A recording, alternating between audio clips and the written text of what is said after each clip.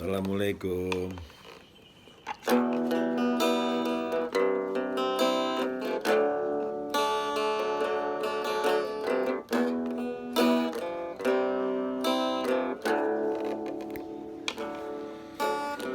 Siang itu gelap, menunggu berbondong, menunjukkan berjebak.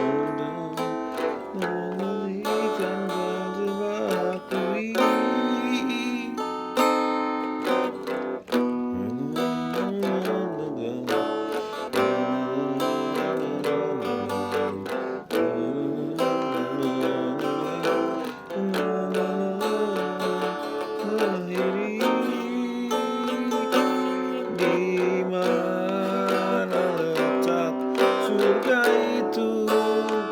Biar ku temukan letakku denganmu. Adakah tentang surga itu? Biar ku temukan letakku denganmu.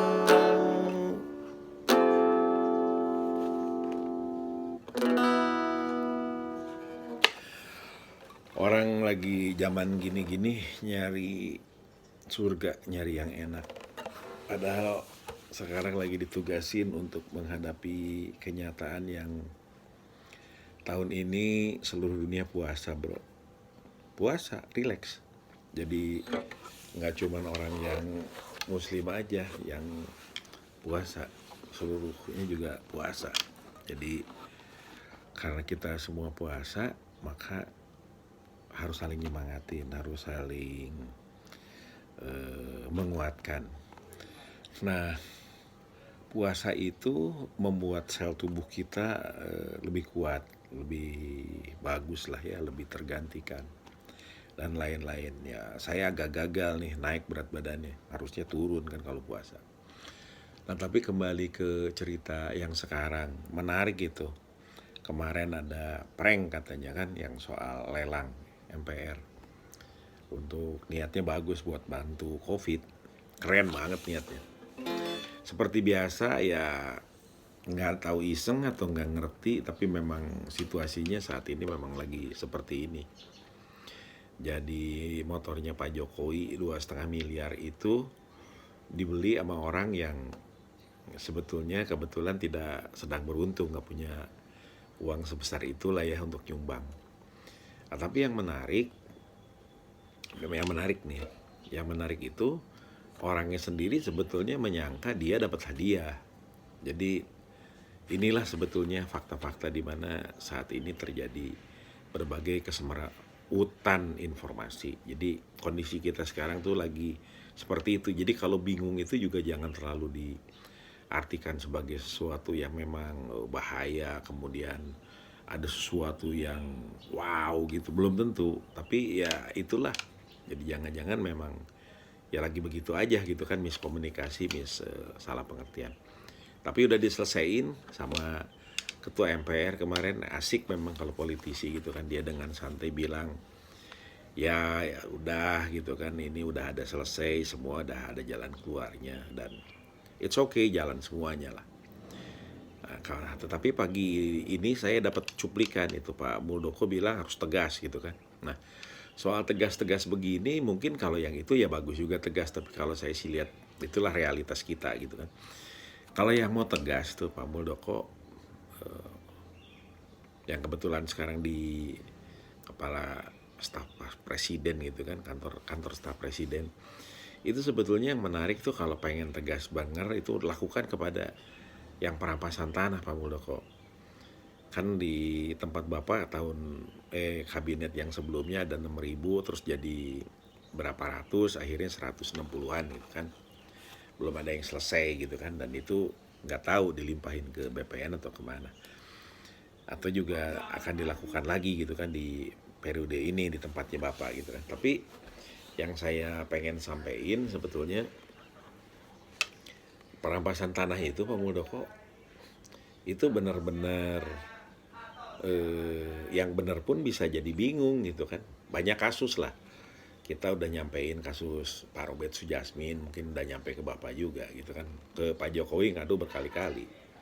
Ke Bu Sri Mulyani ngadu selalu dikasih disposisi, kemudian sama DJKN-nya dikasih surat ke Kementerian BPN, belum tepatnya ke Kantah Jakarta Utara. Tapi belum juga selesai. Dan bukan hanya itu sebenarnya. Jadi ada cerita juga tentang Supardi Kendi Budiarjo yang tanahnya juga datanya lengkap, itu udah nyampe juga kemana-mana, termasuk ke Pak Presiden. Kalau nggak salah dengar saya 2 kali tuh nyampe, lewat Pak Sukiyat sama lewat Kiai siapa gitu, nyampe ke beliau dan beliau disposisiin menurut Pak Budi gitu kan. Tetapi karena prosesnya langsung, tidak pakai birokrasi yang runut gitu kan, jadi belum selesai juga dan diulang lagi sekarang. Terus kemudian juga ada kasusnya Pak Rusli Wahyudi juga kan, itu juga menarik juga tuh, bagaimana bisa tanah yang dia beli gitu kan, terus kemudian juga giriknya nggak ditemuin, padahal mau AJB mirip-mirip Robert, tapi kalau ini di kelurahan, di Komisi Informasi dinyatakan oleh majelisnya tidak ada transaksi jual beli, tidak tercatat gitu kan, sampai ke Mahkamah Agung tetap sulit. Dan memang di kelurahan giriknya tidak ditemukan lagi, tapi kan itu nggak pernah dijual gitu kan. Jadi yang kayak gini-gini nih menarik nih kalau dituntasi, dibongkar gitu kan. Terus juga cerita warga Kirai itu yang ratusan orang gitu kan, yang udah lama tinggal di situ puluhan tahun, itu juga menarik. Nah, tapi alih-alih, ini kan mau lebaran nih. Lebaran ini juga sebetulnya asik banget kalau kita bertransformasi. Jadi, udahlah sekalian gitu kan, yang dulu-dulu sekarang perbaikin. Jadi, kan udah makin jelas kalau yang benar-benar aja gitu kan. Jadi, maksud saya gitu kan, kenapa nggak habis lebaran ini gitu kan, karena kan COVID itu juga saya udah berulang-ulang, kalau ada obatnya diobatin aja gitu kan. Dan alhamdulillah sekarang sudah 5.000 yang sembuh, mudah-mudahan makin banyak yang sembuh. Terus artinya perlu terobosan Pak, perlu terobosan. Mudah-mudahan Pak Jokowi juga denger gitu kan, walaupun ini mau lebaran kelihatannya seperti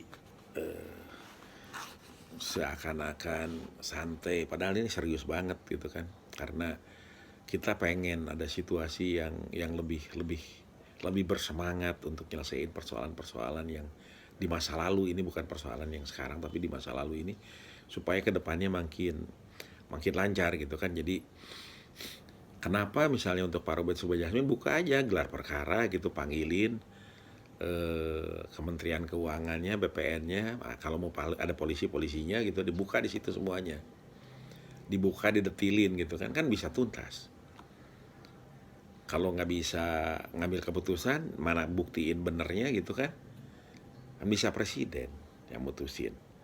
Terus kenapa mesti presiden? 30 tahun nggak beres-beres buktinya gitu kan. Begitupun soal-soal yang lain. Jadi sekarang mungkin nggak saatnya lagi kita cuman bolak-balik, puter-puter gitu kan, orang nggak selesai-selesai kesana kemari. Harus selesai Pak, harus selesai. Dan selesai itu sebetulnya bagian daripada memberikan keadilan sosial bagi masyarakat kita gitu kan. Nah, saya sih pengen bicaranya gini, saya kira seluruh pemerintahan sekarang sedang bersungguh-sungguh dan luar biasa bertarung. Nah, kalau yang begini-begini sambil diselesaikan, insya Allah indah gitu, karena saya sih terus tiap hari ya berdoa gitu, juga ngajak teman-teman, ya Allah ya Tuhan gitu kan, ini kan semua dari sana gitu kan, udah direncanakan, udah di program, dan tanpa izinnya nggak bakalan kejadian. Jadi saya berdoa mudah-mudahan ada solusinya, ada berkahnya, ada keselamatannya. Nah, oleh karena itu balik lagi gitu kan, khusus untuk perampasan tanah ini kan tidak mungkin kalau tanah tidak pernah dijual bisa beralih, walaupun itu alasannya menang pengadilan, gimana caranya. Terus kalau itu dimasukin ke BPN, kemudian BPN hanya nerima begitu saja, dan dibuktikan oleh irjennya bahwa itu proses keluarinnya sertifikat itu keliru, kenapa nggak dibatalin aja oleh BPN juga gitu? Kenapa harus